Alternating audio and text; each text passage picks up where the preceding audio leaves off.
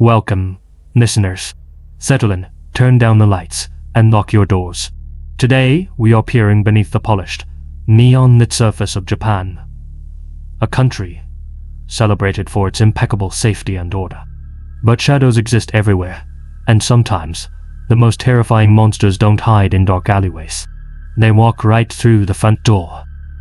Here are 4 tales of deception, obsession, and the quiet horrors that slip through the cracks of everyday life. The locked room of room 604. Autumn in Tokyo carries a distinct chill. It was late September in the year 2000, a time when census workers were fanning out across the metropolis, methodically tallying the lives of the city's millions. One of these workers found himself in Kamido, a peaceful slice of eastern Tokyo, standing before the red green mansion. It was a respectable, mid-tier complex, the kind of place young, upwardly mobile professionals called home. For 3 consecutive days from September 26th to the 28th, the census taker knocked on the door of room 604. Each time, he was met with total silence. It wasn't entirely unusual. People work, people travel. But when he returned on Friday the 29th, the atmosphere in the hallway had shifted. A noxious, sharp odor was bleeding out from the apartment's ventilation fan. It was a sickly, chemical stench, the kind that triggers a primal alarm in the human brain. Unnerved, he summoned the building manager. At exactly 1:00 p.m., the manager gripped the handle of room 604. To his shock, it wasn't locked. It turned effortlessly. They stepped into a suffocating quiet space, the air thick and heavy. Inside the bedroom lay the apartment's sole tenant, 28-year-old Yoko Yoshida. She had called this room home for 5 years. Now, she lay on her futon, staring sightlessly upward. She was dressed only in a t-shirt, stripped bare from the waist down, with a pristine white cloth meticulously draped over her face. The severe discoloration and bloating of her body told investigators a grim story. Yoko had been dead in that sweltering room for at least 10 days. The faint, dark bruising around her throat revealed the horrific truth. Someone had squeezed the life out of her with their bare hands. But the room itself was a paradox. It was immaculate. Nothing had been ransacked. Her bank books, her credit cards, and a staggering 3 million yen in cash sat completely untouched on her desk. Despite her exposed state, medical examiners found zero evidence of sexual assault, no foreign DNA, and absolutely no signs that Yoko had fought for her life. Then, there was the key. Detectives found Yoko's spare apartment key, a key she strictly kept inside, lying casually in the hallway outside hers. There were no fingerprints, no CCTV, no broken locks. The killer hadn't forced their way in. They were invited, or they already held the keys to her life. Who was Yoko Yoshida? Under the pen name Suki Esakiko, she was a thriving, independent manga artist, pouring her heart into niche boil of doujinshi comics. She was a beloved fixture in Tokyo's underground art scene, eccentric, bubbly, and deeply trusting. But in the 1990s, the indie comic world had a fatal flaw. Creators printed their actual home addresses in the back of their self-published books. Any fan, any stranger, knew exactly where to find her. This vulnerability opened a darker door. Independent artists rarely made enough to survive, making them prime targets for adult entertainment scouts who prowled comic conventions. These men would buy a book, note the address, and wait in the shadows of the artist's neighborhood to pitch lucrative, nocturnal work. Friends whispered that Yoko had been swept into this world, working as a highly paid companion for minor celebrities and wealthy elites at an exclusive Shibuya club. The luxury bags and glittering jewelry in her room, items that clashed entirely with her quirky, thrift store style, were likely gifts from clients. At her peak, she was pulling in up to 50,000 yen a night. But Yoko was reportedly tired. She was ready to leave the nightlife behind and return to her parents. Did one of her wealthy clients decide that if he couldn't have her, no one would? The police hit a brick wall. Her workplace remained tight-lipped, perhaps shielding powerful men. The case went ice cold. For years passed before the bizarre theater of daytime television dragged Yoko's name back into the spotlight. A popular investigative show brought in a British man named Chris Robinson, a self-proclaimed psychic dreamer who boasted ties to Me5. He claimed to have envisioned the killer fleeing the scene, boarding a blue streetcar at the local station. He even sketched the man, South Asian, deep-set features, mid-30s.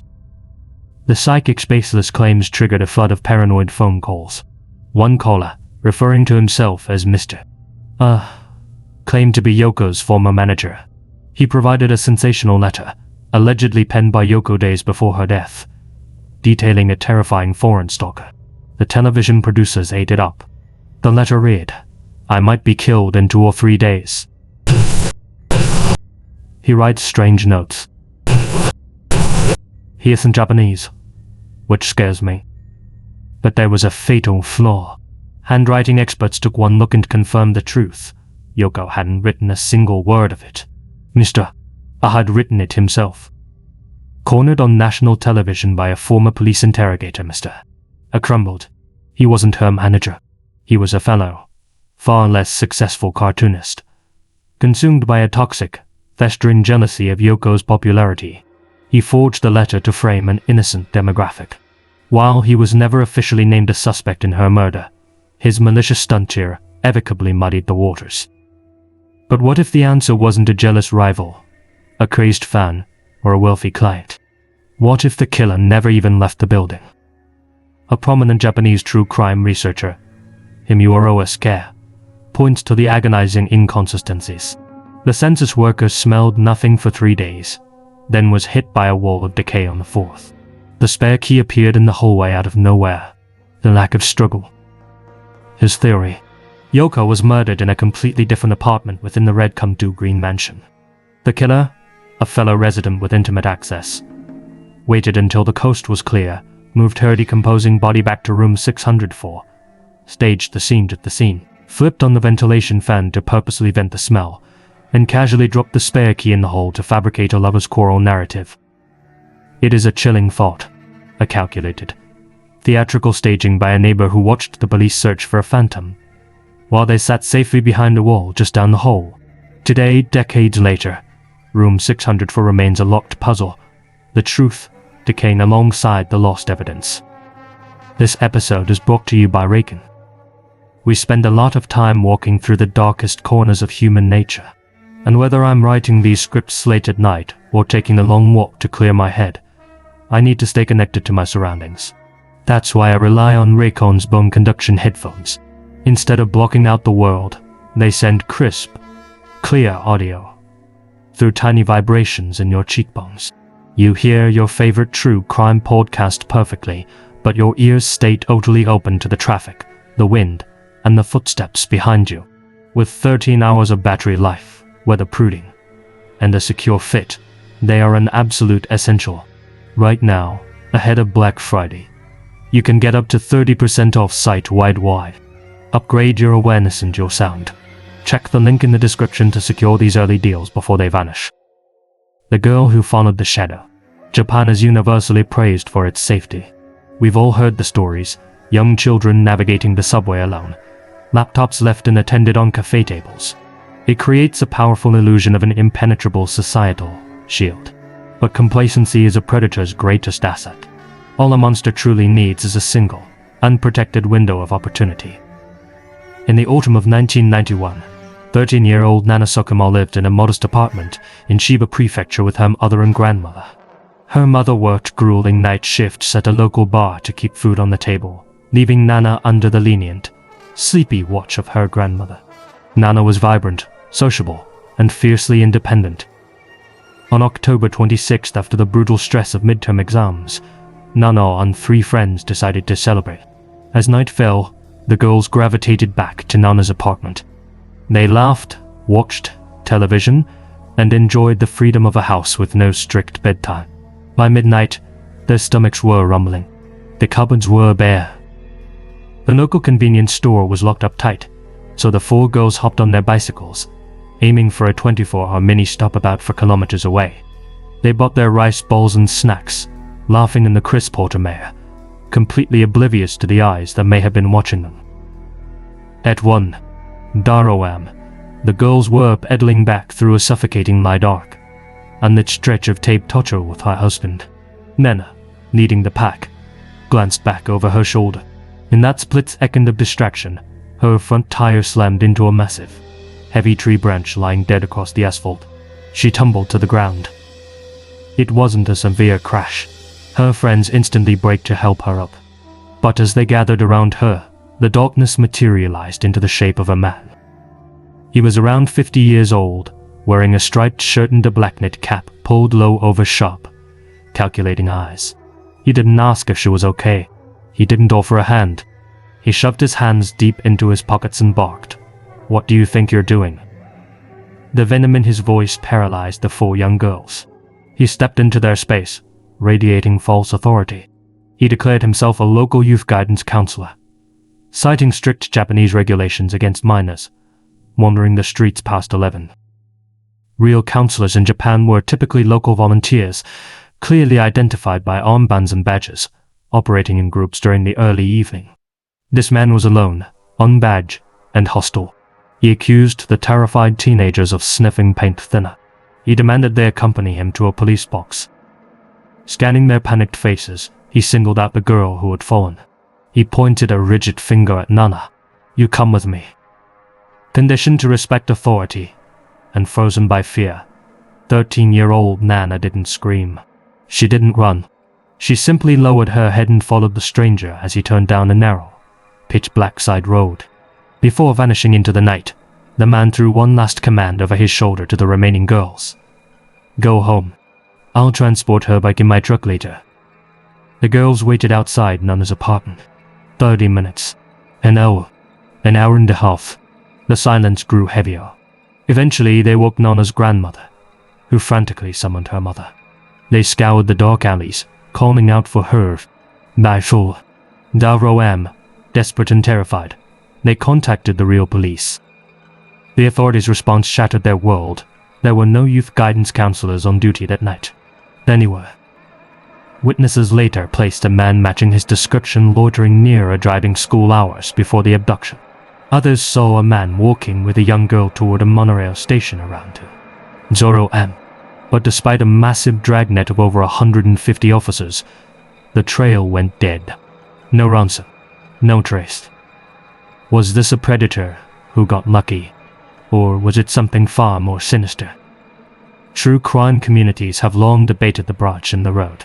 Was it blown down by a recent typhoon, as police assumed?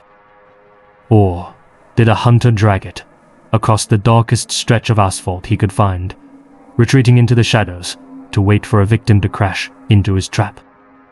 Some point to a man known as Suspector, a serial assaulter who specifically posed as a police officer to lure schoolgirls into isolated spaces in the 1960 seconds.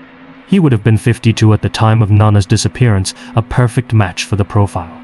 Yet he was never definitively linked to the crime. Others whisper of North Korean operatives snatching citizens from the coast, though the man's flawless, colloquial Japanese makes a homegrown predator far more likely. Decades have passed. The girls who waited for Nana grew up. Her grandmother passed away, consumed by guilt. Her mother still prays at local shrines, asking for a miracle that time has all but erased. If Nana is alive, she is in her late 40s. If she is not, the man who led her into the dark got away with the perfect crime. The fortune teller's web. Walk down any busy street in Tokyo, and you will see them. Fortune tellers, mystics, and palm readers tucked into tiny booths, selling comforting lies for a few thousand yen. It is harmless theater, but in the quiet, residential sprawl of Higashiyama-to. 74-year-old Hirohito Shibuya twisted that mysticism into an inescapable psychological cage. For decades, neighbors watched a bizarre, unsettling parade at Shibuya's residence. Young, anxious women would knock on his door looking for work or spiritual guidance. They would enter, and they would never truly leave. By 2023, this unremarkable elderly man had cultivated a polygamous cult, living with 9 separate wives and 3 children. Shibuya possessed no physical charm. He was entropy, but he was a master architect of fear. His operation began around the year 2000.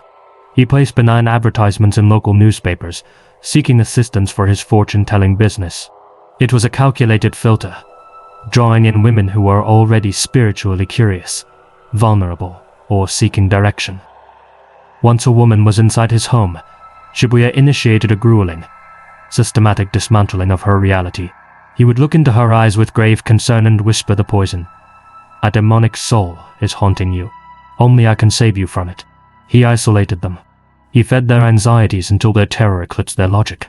He convinced them that the outside world was a lethal threat, and his home was the only sanctuary.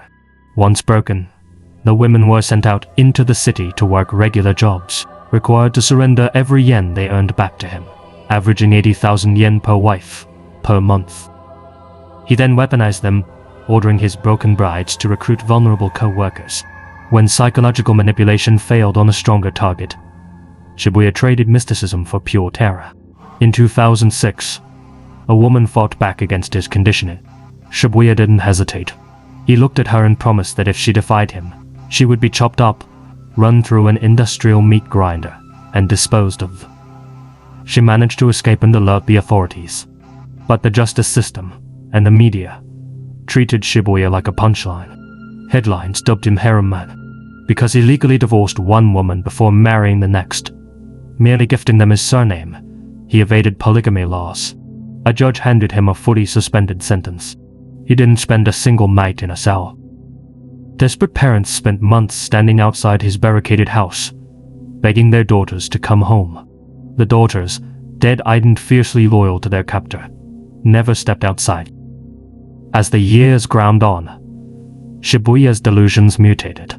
The demonic spirits faded, replaced by something even more absurd: extraterrestrials.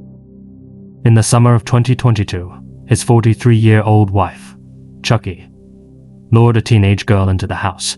Shibuya emerged wearing a heavy black robe. He forced the terrified teenager into a room and subjected her to 6 hours of relentless UFO conspiracy footage. When she was sufficiently exhausted and confused, he delivered the ultimatum: "You are going to be abducted by aliens, skinned alive, and eaten. They will replace you with a clone. The only way to survive is to bond your body with mine." He repeated the sick theater with another teenager months later. But the second girl broke the silence. She told her family. The police finally descended on the Higashimata compound in February 2023. Shibuya didn't go quietly. He sprayed blinding bear repellent through a crack in the door, searing the faces of 6 officers before they breached the home. Inside the courtroom, the old man stood utterly defiant. "I have met an alien," he told the jury with a straight face. "There is a plan to reduce the population. I was only trying to save these women." Justice seemed finally poised to strike. But Shibuya would orchestrate one final, coward's exit. In December 2024, his accomplice wife, Chucky, was found dead inside the home under mysterious circumstances. Weeks later, in January 2025, just 24 hours before a judge could finally lock him away for good, Hirohito Shibuya took his own life.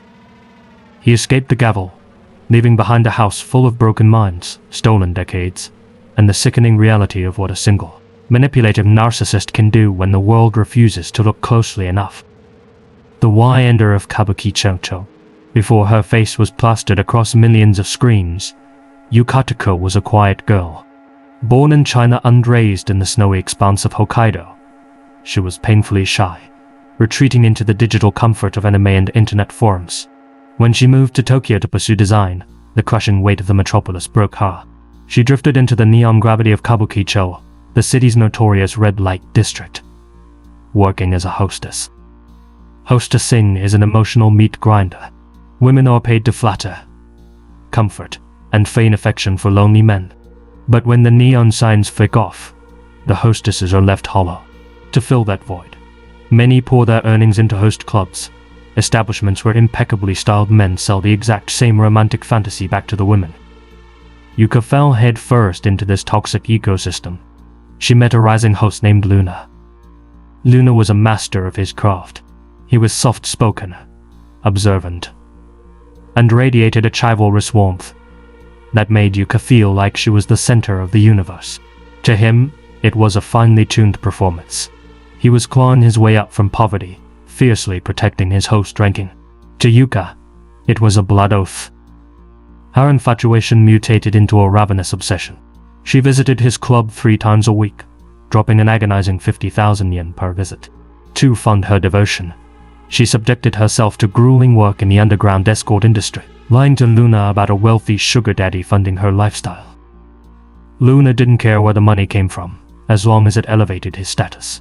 He strung her along with hollow I love yous and post-shift visits to love hotels. Yuka always footed the bill. Driven by a desperate need for proximity, she rented an apartment just blocks from his club. She bombarded him with demands. If he didn't text back fast enough, she threatened to throw herself off her balcony. Luna tried to placate her, vaguely suggesting he might quit hosting in the autumn so they could be a real couple. He was buying time. Yuka heard a concrete promise. But Luna was still a host. He still smiled at other women. He still poured drinks for other clients. And inside Yuka's mind, a dark, romanticized fatalism began to fester. She wrote in her journal, "I want to be a tragic heroine. How is it possible for him to look at other women? I know killing him is for the best. If I kill him, it'll be eternal." The breaking point snapped on May 22, 2019. Exhausted after a shift, Luna went to Yuka's apartment, ran a bath, and crashed in her bed. While he slept, Yuka scrolled through his phone. She found a harmless photo of Luna sitting beside another female client at the club. It was his job.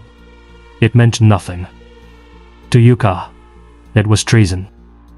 At 3:00 am, Yuka drifted into the kitchenette. She wrapped her fingers around the handle of a fruit knife, walked back to the sleeping man she claimed to love, and drove the blade deep into his abdomen. Luna woke up. Shock masked the pain. "What are you doing?" he gasped. Yuka violently yanked the blade out. That was when the agony erupted. Bleeding heavily, his internal organs ruptured. Luna dragged himself across the floorboards, leaving a thick, dark crimson trail into the hallway. He collapsed in the building's lobbies. Yuka followed him, completely unhurried. As Luna bled out on the tile, begging for an ambulance, Yuka knelt beside him. "Let's die together," she whispered. When the police arrived, they found a scene that would instantly burn itself into internet history. Yuka was sitting cross-legged next to Luna's mangled body. Her legs and hands were slick with his blood. She was smoking a cigarette and casually chatting on her cell phone with a friend, her face a mask of chilling, dull-like indifference. The photograph of that exact moment leaked online. The internet did what the internet does best. It completely lost its mind. Yuka was crowned the real-life Y-ender, a toxic anime trope brought to life. The sweet girl driven to murderous insanity by love. Fans drew gorgeous anime-style artwork of her blood-soaked arrest. They launched a GoFundMe to pay her legal fees. She became a perverse aesthetic icon for millions of disconnected youths. Miraculously, after slipping into a coma with a 20% chance of survival, Luna lived.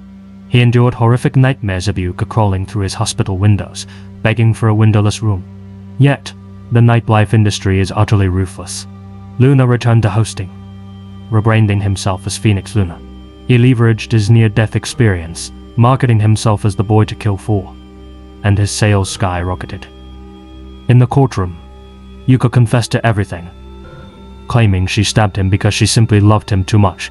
Despite the calculated brutality of her act, the Tokyo District Court handed her a staggeringly light sentence of 3 years and 6 months, factoring in a massive financial settlement she paid to Luna.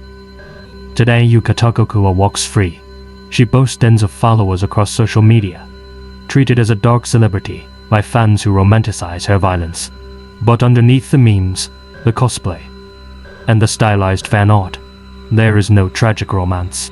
There is only a profoundly disturbed young woman whose unchecked delusion almost put a man in the ground. Thank you for listening. The shadows we explored today are a stark reminder that reality is often far more disturbing than fiction. Let me know which of these cases unsettled you the most. I will be back very soon with more mysteries, more darkness, and more stories from the edge. A massive thank you to all the patrons and channel supporters who make these deep dives possible.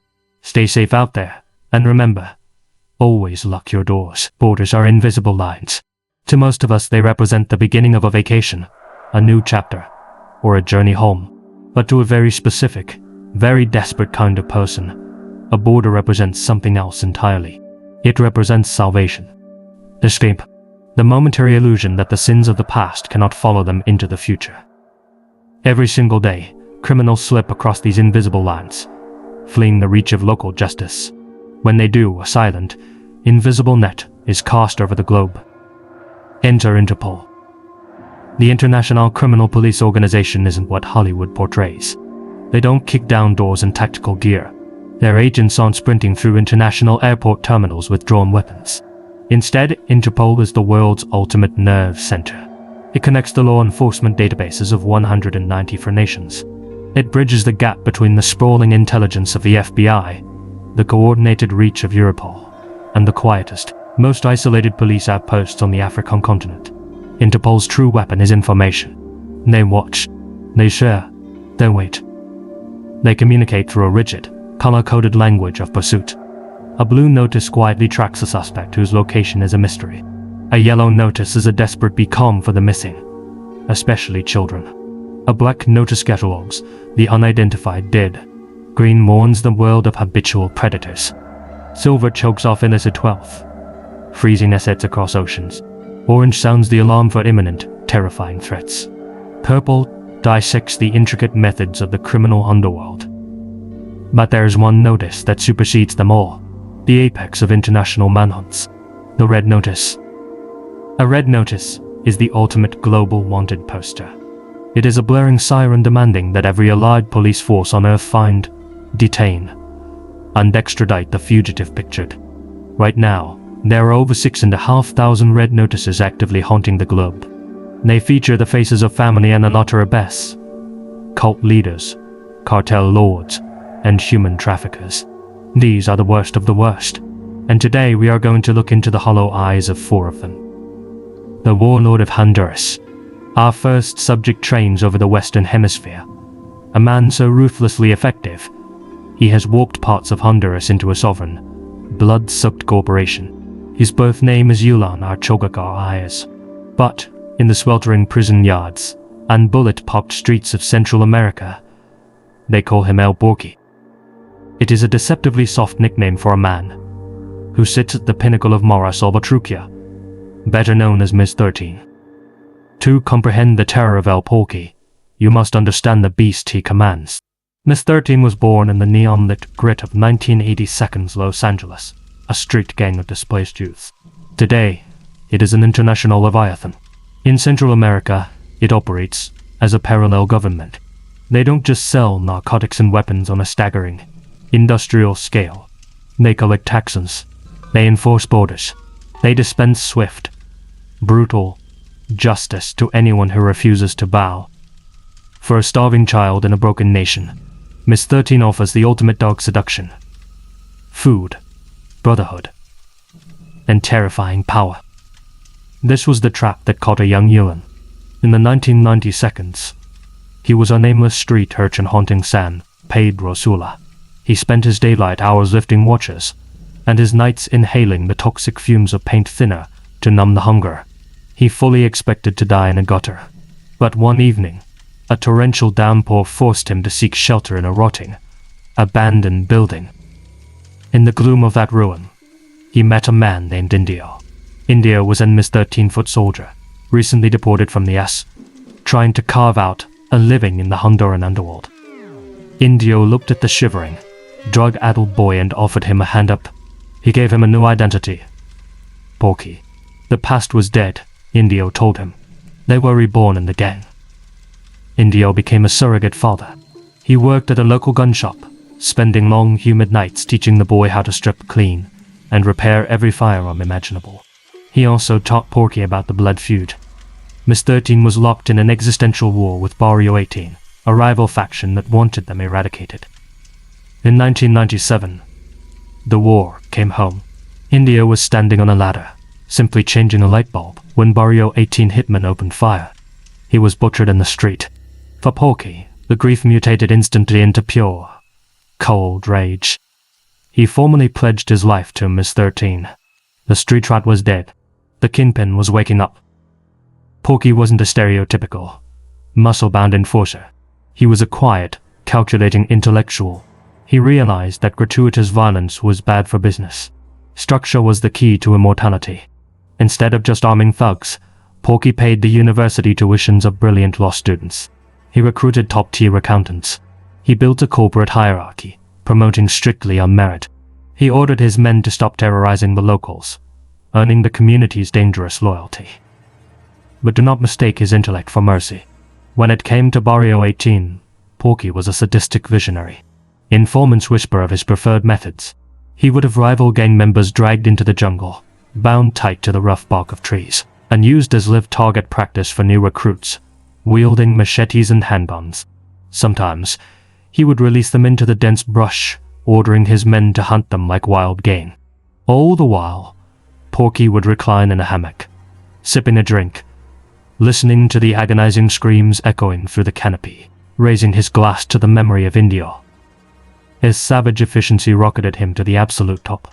He forged alliances with Colombian cartels, funneling multi-ton shipments of narcotics into the United States, washing the blood money to buy politicians, police chiefs, and entire neighborhoods. But on Christmas Day, 2015, the law finally caught up. Porky was captured and slapped with a 20-year sentence. Prison, however, is merely a waiting room for a man with millions in cartel cash. Buying off the guards, Porky transformed his cell into a luxury command center, issuing execution orders via smuggled cell phones. In February 2020, authorities transported Porky to a courthouse in El Progreso. He was accused of orchestrating the murder of 2 prosecutors. Strangely, he was moved by van, not by the heavily armed helicopter protocol usually demanded for a prisoner of his status. Someone on the inside had smoothed the path. As the hearing commenced, the courthouse doors violently blew open. A highly trained strike team of over 20, his 13 commandos flooded the building, clad in flawless, military-grade uniforms. It was a masterclass in tactical assault. One team dragged a handcuffed decoy through the lobby to draw the guards' attention. Simultaneously, a second team escorted a man shrouded in a black, hooded witness tunic. Beneath the heavy fabric, the man was bristling with smuggled assault rifles and ammunition. The courtroom erupted into a slaughterhouse. The commandos laid down a wall of suppressing fire, shattering glass and dripping through concrete. They grabbed Porky, shielded him, and carved a bloody path out the main doors, throwing him into a waiting getaway van. 5 people were left dead on the courtroom floor, 4 police officers and 1 gang member. Porky vanished like smoke. Later reports indicated that corrupt local police officers had actively blocked traffic to ensure his escape route was pristine. Today, Yilan Archogakarai sits on the FBI's 10 most wanted list with a $5 million bounty on his head. Interpol's red notice blares his alias, Alexander Mendoza.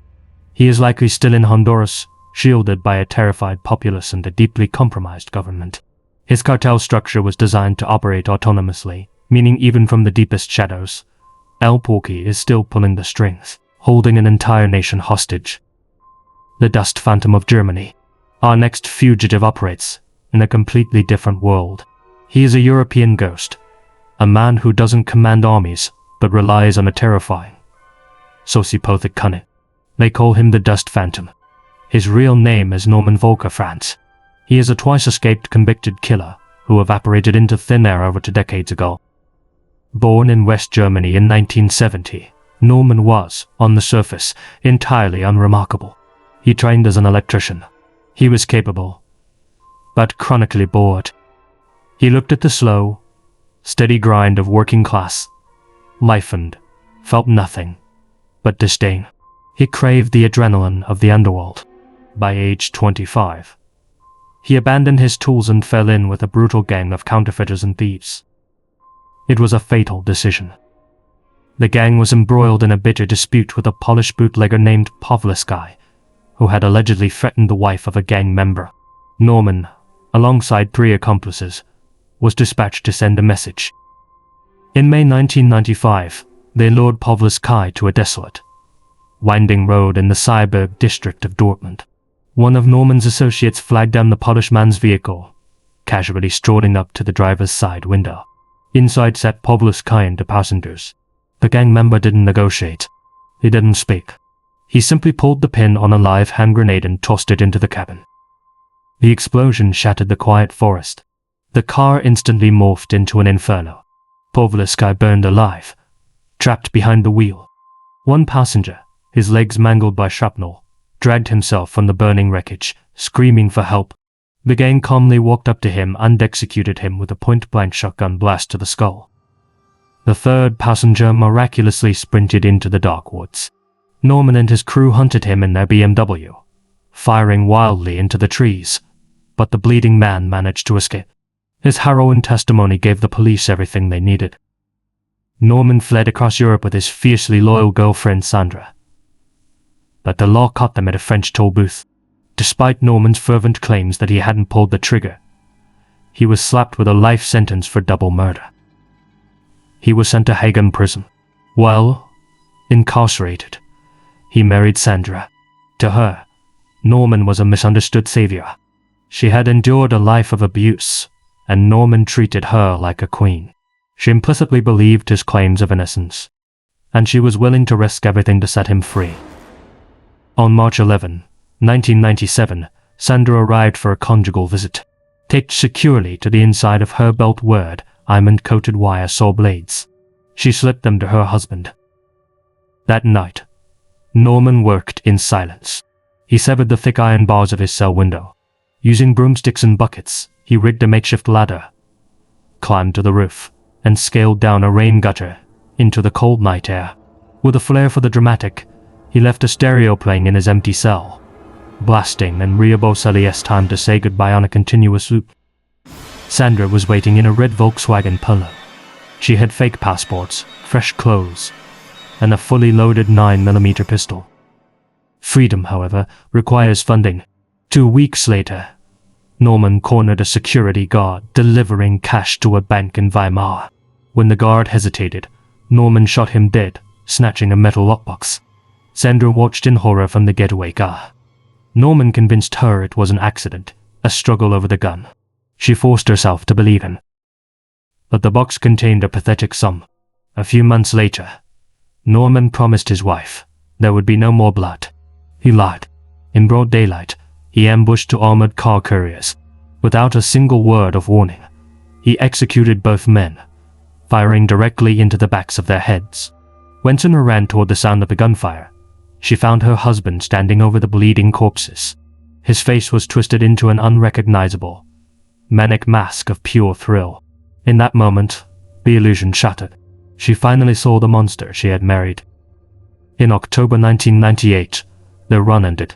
Portuguese police flagged their vehicle in Albufeira. Norman knew it was over. He surrendered quietly. Awaiting extradition in a Lisbon jail, Norman wrote unpassionate, manipulative letters, declaring his undying love. But the phantom wasn't done. On July 28, 1999, he performed the impossible. Using smuggled blades, he sawed through his Lisbon cell window, tied his bed sheets together, and repelled into the darkness. Before he vanished, he had promised Sandra a code. He told her that when he was safe, he would mail her a photograph of a wolf. It would be the signal that he was coming back to break her out. Sandra served over 6 years in a German prison. She checked her mail every single day. The photograph of the wolf never arrived. Norman Volker France severed all ties. He is a phantom in the truest sense. Interpol suspects he is hiding in plain sight, perhaps working cash-in-hand construction jobs in South America, the Caribbean, or deeper into Portugal. He is highly intelligent, speaks multiple languages, and possesses a terrifying lack of empathy. Somewhere in the world, the dust phantom is breathing free air. The monster of Alsace. The Interpol red notice for our third fugitive is steeped in a darkness so profound it traumatized an entire nation. His name is Antonio Angles Martins, known in the underworld as Sugar. He is the architect of the Alsace girls' murders, a crime that shattered the innocence of 1992 Spain. Born in Brazil in 1966, Antonio was raised in Valencia, Spain. From a young age, a virulent, sadistic hatred of women poisoned his mind. He routinely battered his own mother. In 1990, he kidnapped a 20-year-old woman, chained her to a wall in a derelict house, and tortured her for 2 days. He was moments from throwing her down a deep well to drown when his brother intervened. For this, he was given 6 years in prison. In a catastrophic failure of the justice system, he was granted a temporary 6-day furlough in 1990 to supposedly aid his rehabilitation. Antonio walked out of the prison gates and simply disappeared into the Spanish countryside. 6 months later, Friday, November 13, 1992. 3 teenage girls, Miriam, Desiree, and Tony, lived in the sleepy, safe town of Alcalá. They were dressed up, excited to attend a high school party at a disco in a neighboring village just 4 kilometers away. When Miriam's father fell ill and couldn't drive them, the trio decided to hitchhike. It was a common, seemingly safe practice in their tight-knit community. Witnesses saw the 3 vibrant, laughing girls climb into the back seat of a white Opel sedan at a local gas station. The doors closed. The car pulled onto the highway. The girls were never seen alive again. The disappearance triggered a frantic, chaotic 2.5-month search. Authorities scoured ravines, dragged lakes, and pursued wild theories of international trafficking rings. Then came the heavy rains of late January. In the remote, craggy wilderness of the Laurel-Mona ravine, 25 kilometers from the gas station, the beekeepers were ending their hives. One of them noticed the muddy earth looked recently turned. Sticking out of the wet dirt was a glint of metal. He knelt down, brushing away the mud to reveal a child's Mickey Mouse watch. His stomach plummeted when he realized the watch was still strapped to a pale, decomposing human wrist. The seam was excavated. Wrapped in a massive carpet, buried one on top of the other, were the mutilated remains of Miriam, Desiree, and Tony. The sheer brutality inflicted upon them before their deaths is too vile to detail fully, but the physical evidence painted a picture of absolute, unhurried torture. The crime scene was littered with clues: a 9mm shell casing, a discarded glove, and, crucially, a torn medical slip bearing the name of Enrique Angles, Antonio's intellectually disabled brother. The police knew instantly that Antonio frequently used his brother's identity. When the civil guard raided the Angles family home, they found Miguel Ricard, the owner of the white sedan, but, as they arrested Miguel, Antonio hurled himself out of a back window, sprinting into the hills with a handful of stolen ids. Miguel's confession outlined a descent into hell. He claimed Antonio held the girls at gunpoint, pistol whipping them into submission. They drove to a remote, abandoned stone hut. Throughout the freezing night, Antonio subjected the terrified teenagers to a prolonged nightmare of assault and psychological torture, allegedly forcing Miguel to participate under threat of death. The following afternoon, Antonio marched the broken girls to a pre-dug pit and executed them. While Miguel was locked away, Antonio became a ghost. He hijacked a car, abandoned it, and slipped over the border into Portugal. Witnesses in Lisbon spotted him, recognizing his distinct tattoos, a reaper holding a scythe, and the tragically ironic words "Mother's loves love." Interpol believes he managed to stow away in the dark, rat-infested hold of a cargo ship, the city of Plymouth, bound for Ireland. The crew actually discovered him, locking him inside a small cabin. But when the massive vessel finally docked in the freezing, fog-choked harbour of Dublin, the cabin was empty. A life preserver was found bobbing in the icy black water. A dockworker claimed he saw a shadow slip down the mooring lines and vanish into the industrial maze of the port just moments before the Irish police boarded the ship. Did Antonio Angles plunge into the freezing Atlantic and drown? Or did he swim to shore, dry off, and vanish into the crowds of a new continent? The Spanish authorities are offering a €1 million reward to anyone who can answer that question. But time is running out. In 2029, the statute of limitations will expire. If Antonio is still breathing, he will soon be a free man in the eyes of the law. The Black Widow of Brazil. For our final case, we turn to a predator who didn't use dark alleys or rusty firearms to claim her victims. She used wedding rings, life insurance policies, and a terrifyingly deceptive smile. Eloisa Borbogon Calves is known across South America as a Viúva Negra, the Black Widow. Born in 1950 in Porto Alegre, Brazil, Eloisa was exceptionally sharp and wildly charismatic. She wasn't classically beautiful, but she possessed a manufactured, doe-eyed innocence that wealthy, powerful men found utterly intoxicating. She learned very early that a man's wallet opens easiest when he believes he is a protector. Her dark education began in 1971. After abandoning her first partner, she began dating a wealthy German physician, doctor and physician, Gunther Wolf, a man 17 years her senior. Late one night, they were driving down a dark road in his Volkswagen. The car inexplicably swerved into the path of an oncoming truck. The metal crumpled. Dr. Mice. Wolf was crushed and killed instantly. Alois walked out of the twisted wreckage without a single scratch. She was pregnant with his child, which meant she legally inherited his sprawling estate. Whether the crash was a genuine tragedy or a deliberate yank of the steering wheel remains a mystery. But as Aloysia looked at the mounting zeros in her new bank account, a horrific realization bloomed in her mind. A dead lover pays far better than a living one. She refined her methodology into something chillingly precise: the Aloysia system. First, she would reinvent herself. She would haunt upscale hotel lounges, polo clubs, and even Catholic Mass, playing the role of the refined, lonely backletter. She would lock eyes with an aging, affluent target. She would romance him, flatter him, and eventually drag him down the aisle. Once the ink was dry on the marriage certificate, she seized control of the finances. She initiated massive life insurance policies, altered wills, and transferred property deeds. And then inevitably, tragedy would strike. In 1983, her new husband, an insurance broker, was pulled over by a mysterious vehicle in Rio de Janeiro. Before he could speak, he was shot twice in the chest. Elisa inherited 3 luxury apartments and a mountain of cash, which she immediately spent on high-end designer fashion. Her audacity grew to terrifying proportions. In the late 80s, she was illegally married to 2 men simultaneously, a military policeman and a wealthy colonel named Jorge Ribeiro. She balanced the 2 lives masterfully, taking a third lover, a Syrian millionaire named Nicolaus Odd, on the side.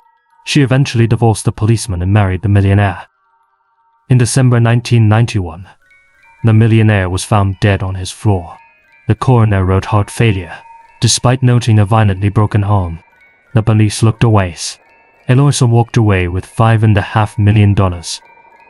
Months later, sensing that Colonel Ribeiro was growing suspicious and contemplating divorce, she didn't wait for an accident. She hired a hitman. The assassin breached the colonel's Copacabana office, bound him with nylon cord, and repeatedly drove a heavy sledgehammer into his skull. Aloysia was reportedly standing right there in the room, watching the knife leave his body. Next was Wajih Murad, an elderly businessman. They married. Months later, his car was ambushed at a red light. Both he and his passenger were slaughtered in a hail of bullets. Elisa, playing the weeping widow, inherited his vast fortune. She had amassed tens of millions of dollars. The local police were either criminally incompetent or handsomely bribed. But Wajih's son, Eli Murad, refused to let it go. He hired private investigators. They peeled back the layers of Aloysia's life, uncovering the staggering graveyard of her former lovers. Eli gathered his explosive dossier and drove toward the police station. He never made it. Hitman boxed in his vehicle on a busy highway. They executed his bodyguard in the passenger seat. As Eli scrambled to unbuckle his seatbelt, a bullet tore through the back of his skull. But Alois made a rare mistake. Eli survived. After weeks clinging to life in an intensive care unit, Eli handed his blood-stained evidence to the authorities. The walls finally closed in. Aloysia was indicted for fraud, bigamy, and multiple counts of aggravated homicide. But with her vast, blood-soaked wealth, she didn't sit in a cell. She bought time. She delayed hearings. And when the courts finally moved to sentence her to decades behind bars, they found an empty chair. The Black Widow had vanished. Interpol tracked her paper trail to the United States. Today, it is strongly believed she is living a life of absolute luxury under the Florida sun, operating under the name Alois Saab Lopez. Her children live near her, actively hiding her stolen assets. Because she may have acquired naturalized citizenship, the United States is highly unlikely to extradite her. She is 75 years old. She is wealthy beyond comprehension. and she is completely free. These are the faces that stare back from the global wanted lists. They are proof that while borders may slow down the innocent, they often serve as shields for the guilty. If you enjoyed tonight's descent into the files of Interpol, let me know if you want me to pull more read notices from the archives for a part 2. Before we fade to black, I want to extend my deepest gratitude to my patrons and channel supporters. To Holly Lawrence, Gina Valera, Cole in Moans E. M.A., Conanothian, Hamish, Alana Pons, Azrael Warakai, Peter Logdridge, T.N.S. Mum, Asia Mina, George Lopez, Farewell Tattoos, Jackson Villioke, Misty Blue, Long Eye, Adolf Stein, Truesdale, John Stuart Miller, Tom Fold, Redacted, Pluto, and Hamish K. Thank you for walking into the dark with me. Until next time. Lock your doors, watch your digital footprint, and trust no one. Have a safe night, and I will see you all again very soon. But the owner of the white sedan. But, as they arrested Miguel, Antonio hurled himself out of a back window, sprinting into the hills with a handful of stolen ids. Miguel's confession outlined a descent into hell. He claimed Antonio held the girls at gunpoint, pistol whipping them into submission. They drove to a remote, abandoned stone hut. Throughout the freezing night, Antonio subjected the terrified teenagers to a prolonged nightmare of assault and psychological torture, allegedly forcing Miguel to participate under threat of death. The following afternoon, Antonio marched the broken girls to a pre-dug pit and executed them. While Miguel was locked away, Antonio became a ghost. He hijacked a car, abandoned it, and slipped over the border into Portugal.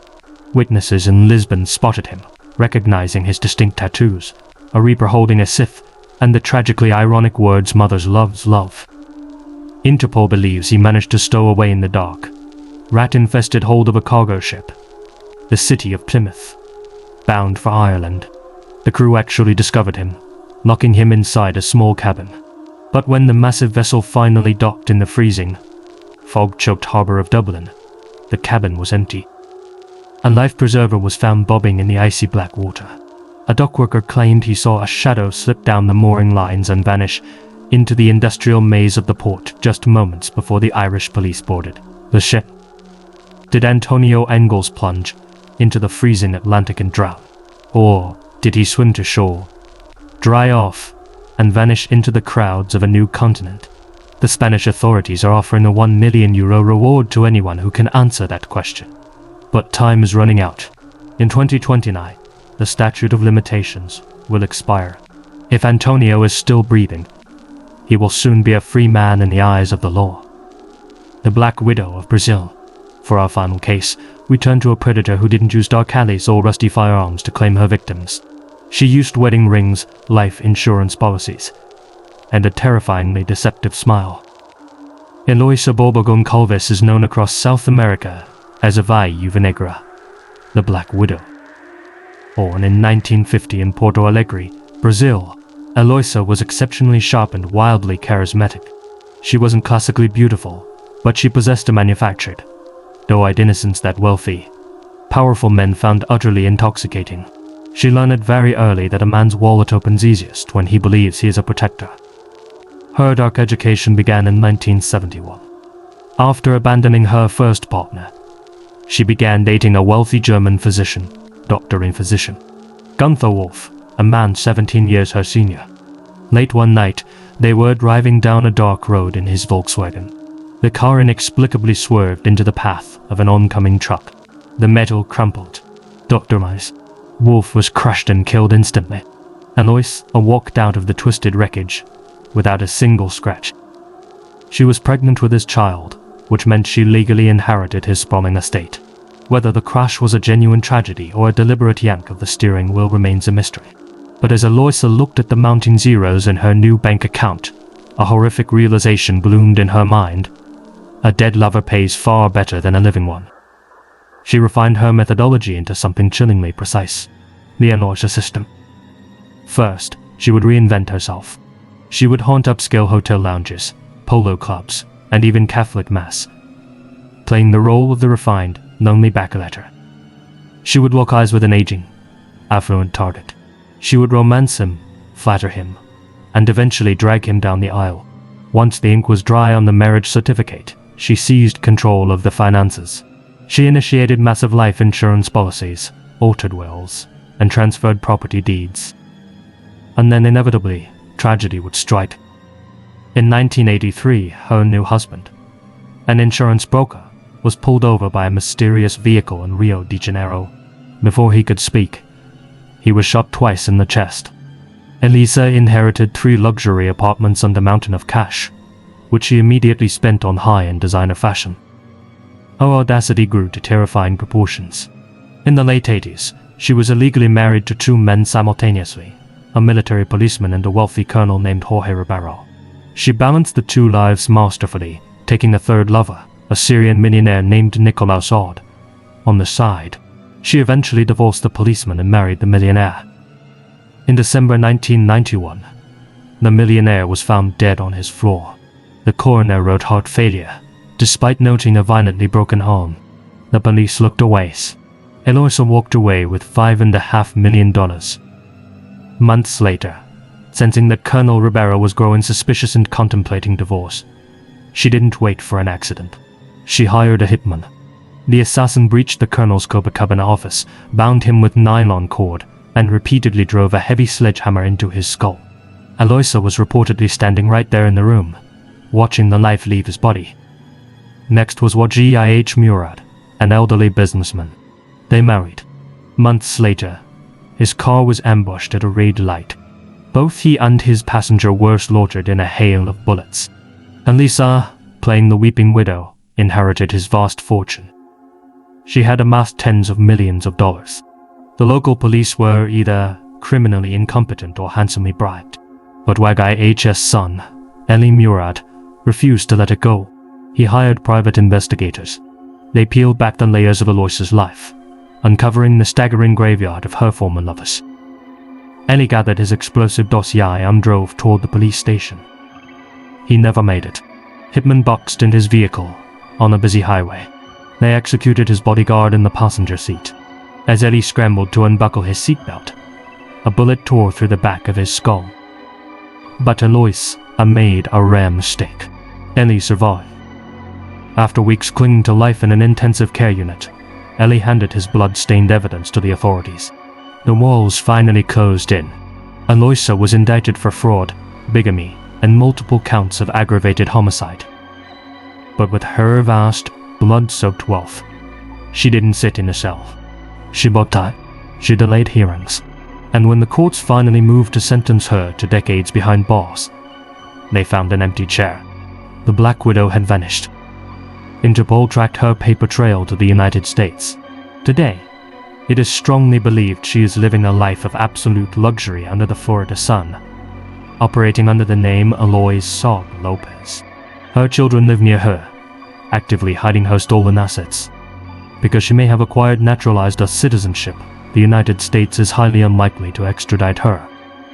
She is 75 years old. She is wealthy beyond comprehension. And she is completely free. These are the faces that stare back from the global wanted lists. They are proof that while borders may slow down the innocent, they often serve as shields for the guilty. If you enjoyed tonight's descent into the files of Interpol, let me know if you want me to pull more read notices from the archives for a part 2. Before we fade to black, I want to extend my deepest gratitude to my patrons and channel supporters. To Holly Lawrence, Gina Valera, Cole in Moans E. M.A., Conanothian, Hamish, Alana Pons, Azrael Warakai, Peter Logdridge, T.N.S. Mum, Asia Mina, George Lopez, Farewell Tattoos, Jackson Villioke, Misty Blue, Long Eye, Adolf Stein, Truesdale, John Stuart Miller, Tom Fold, Redacted, Pluto, and Hamish K. Thank you for walking into the dark with me. Until next time. Lock your doors, watch your digital footprint, and trust no one. Have a safe night, and I will see you all again very soon.